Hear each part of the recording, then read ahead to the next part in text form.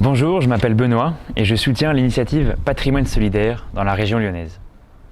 Je viens de finir un Master 2 et je m'apprête à partir en mission pendant quelques temps en Zambie, au sud de l'Afrique, où je vais aider à enseigner dans une école et dans une ferme.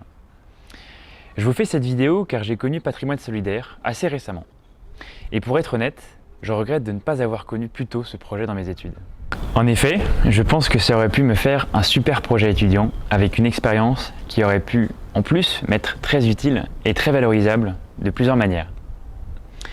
Je pense que si j'avais connu ça dès ma L2 ou ma L3, je crois que j'aurais monté une équipe, un petit groupe, avec 2 ou 3 autres étudiants, et on aurait pu concrétiser localement un projet qui aurait permis de générer des dons.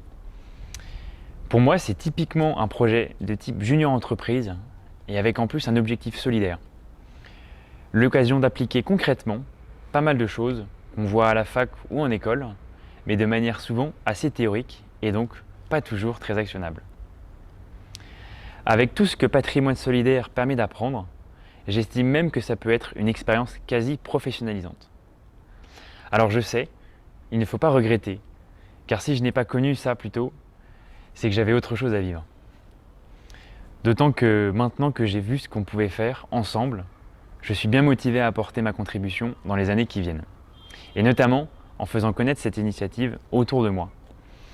Mais simplement, si vous êtes de votre côté encore étudiant et que vous êtes sensible à l'engagement social, alors, je vous le dis clairement, prenez le temps de jeter un coup d'œil à tout ça pour ne pas passer à côté de cette occasion. Et je ne suis pas le seul à penser ça, puisqu'il y a une vraie communauté, Patrimoine solidaire, qui est en train de se créer au fur et à mesure que des personnes en entendent parler, se renseignent, puis sont fans de participer, chacun comme il le souhaite. Je parle de communauté parce qu'on se sent de vrais points en commun sur l'essentiel, sur les choses qui comptent. Sur le site internet, il y a notamment une page qui s'appelle « Les défis de la solidarité ».